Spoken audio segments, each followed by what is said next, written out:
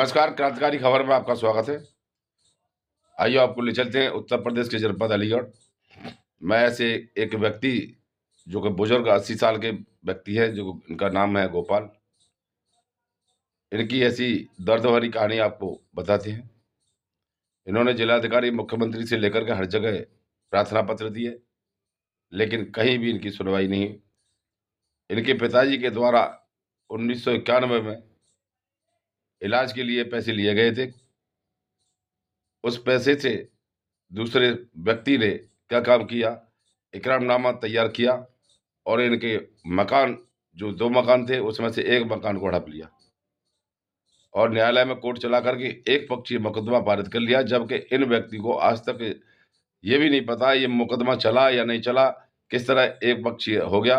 अब इनको घर से बेघर कर दिया गया है और इधर से उधर दर-दर की ठोकरें खाते पड़ रहे हैं। आज हमें ये गंगा घाट, राजघाट पर यहाँ मिले थे। इन्होंने अपनी बातें क्रांतिकारी खबर के माध्यम से शेयर की।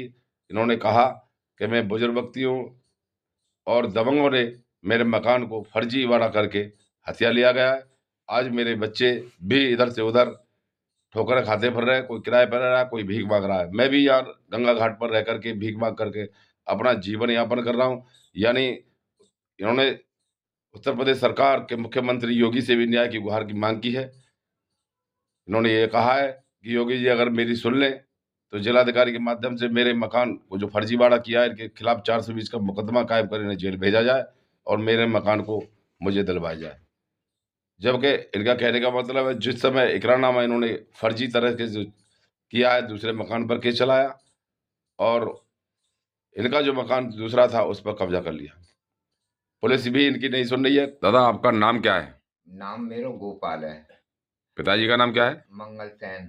कहाँ के रहने वाले हैं आप? यहीं के रहने वाले हैं। किस जगह के रहने वाले हैं? सराय पठान जयगंज। अच्छा, तो आपके साथ में ये जिलाधिकारी को, आपने मुख्यमंत्री को, हर जगह आपने प्रार्थना पत्र दिया है। किस संबंध में प्रार्थना पत्र दिया आपने? ये दिया हमने 20,000 रुपये लिए थे उससे अपने अपने अपनी घरवाली के ऑपरेशन के लिए बाप ने दे दिए, तो हमने धीरे धीरे दे दिए। लिहाजा ये हमें गुमराह करके हमने पैसे दे दिए, तो वो तुम रहो, हमें कागज नहीं दिए, तो इन्होंने पीछे कर यही काम कर दिया। नहीं, जो पैसे आपने कितनी साल पहले दिए थे, कौन तारीख मालूम है आपको? तारीख ना मालूम, महाराज जी, ये जो भी है, जो गवाह है वो कागज जैसे आपके प्रार्थना पत्र के अनुसार जो आपको दिखा रहा है 1991 में आपने इकरारनामा कोई किया है आपने? ना कोई इकरारनामा डोकर ने रखो, वो नहीं करो, जो भी है। मुझसे तो फोटो मांगो, फोटो दे दिया मैंने। किसने मांगा था फोटो? किसने? राजेंद्र ने। नहीं, फोटो क्यों मांगा था आपसे? अब ये न्यू कर के 4 उनके लगेंगे, मैं 4 उनके लगाएंगे, तो 4 उनके लगाओ साहब महाराज, हम तो यही कह रहे हैं। नहीं, तुम्हारा कहने का मतलब मैंने कोई इकरारनामा नहीं किया तो क्या कर दिया इन्होंने? ऐसा क्या किया है? इन्होंने जाली पने से बैनामा बनवा लिया। यानी आपका कहने का मतलब है आपने घरवाली के इलाज करने के लिए आपके पिताजी ने पैसे उधार लिए थे। हाँ जी। वो पैसे आप दे चुके? धीरे धीरे। उसके बाद इन्होंने कोर्ट में, न्यायालय में इकरारनामा फर्जी बना करके, आपका यही तो कहना है? हाँ। फर्जी बना करके न्यायालय कोर्ट में इन्होंने केस लड़ दिया। हाँ जी। आपको जानकारी नहीं, यानी एक पक्षी केस लड़ते रहे और तुम्हारा मकान कब्जा लिया। यानी अब आपका ये कहना है कि मेरा जो मकान है, 2 मकान थे, उसमें से 1 मकान को कब्जा कर लिया और जो मकान बतौर गिरवी बतौर रखा था, यानी जो कागज उन्होंने बनाए हैं, वो मकान नहीं, दूसरे मकान को कब्जा कर लिया। यही तो कहना है? हाँ, यही कहना है मेरा। तो अब उसके लिए क्या कर रहे हो आप? हमारा मकान हमें मिला जाए। आपका मकान आपको मिलना चाहिए। हाँ। कहने का मतलब है। हाँ। ये कौन कौन लोग हैं? कौन कौन लोग हैं जिसने आपके मकान पर कब्जा किया है? ये राजेंद्र है और ये लौंडा है, क्या कहते हैं, ये कमल के फूल में है उनका लौंडा, बीजेपी पे है। अच्छा, बीजेपी में है उसका लड़का। नाम क्या है उसका? नाम तो मैं लड़का को अभी पूछ के बता दूंगा, लड़का।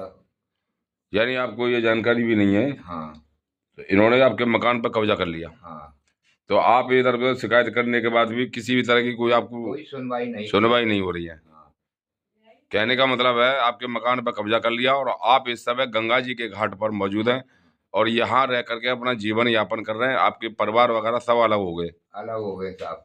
बच्चे आए, एक बच्चा मर गया ठंड में आपके, क्या कहते हैं, हम उसमें लगे रहे, क्या करें क्या करें महाराज, फिर गत्ते भर गए, गत्ते गत्ते बह गए, क्या करें। तो आप घर से बेघर हो आप? हाँ जी। यानी आपके पास न छत है कुछ ना न मकान है, कुछ ना है। वो भी छीन गया, दबंगों ने छीन लिया। हाँ जी। ऐसी स्थिति में क्या करोगे आप? क्या करें अब बताइए, हमारा मकान हमें मिल जाए तो बहुत अच्छी बात है, जोगी जी सबको देते हैं, तो ऐसा है हमारा मकान हमें ही दे दें। नहीं, आपके अनुसार तो इन्होंने आपको फर्जी बैनामा तैयार करके, आपको कहने का मतलब है फर्जी जब बैनामा इन्होंने तैयार कर लिया, ये जो आपके पास, मेरे पास जो कागज है आपके, इसमें दिखाया कि इन्होंने कोर्ट में, न्यायालय कोर्ट में केस लड़ा और उसी के आधार पर इन्होंने बैनामा करा लिया। और आपका कहने का मतलब यह है कि मकान जिसका, इसमें जो पूरा पश्चिम और ये दिशाएं लिख रही हैं, उसके आधार पर इन्होंने उस मकान को नहीं कब्जाया, दूसरे मकान को कब्जा करा लिया। हाँ जी। कै मंजिल मकान बना हुआ था? 2 मंजिल मकान है मेरा। हाँ। कहाँ कहाँ शिकायत करी है आपने? है कहाँ कहाँ शिकायत करी है? अधिकारी, कहाँ कहाँ शिकायत करी है आपने?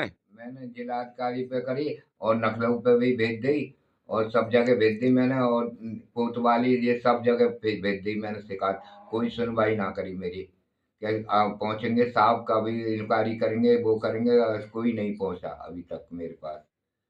अब आप यहाँ गंगा जी के घाट पर रहते हैं? हाँ, गंगा जी घाट पर है, तुम्हारे में तो जो भी है। यानी परिवार बेदखल कर दिया पूरा, हाँ, इधर से उधर। बच्चों को भीख मांग करके मैं पाल रहा हूँ इस टाइम तो। जब कुछ है ही नहीं है तो महाराज क्या करूँ, बच्चों को तो पालना पड़ेगा।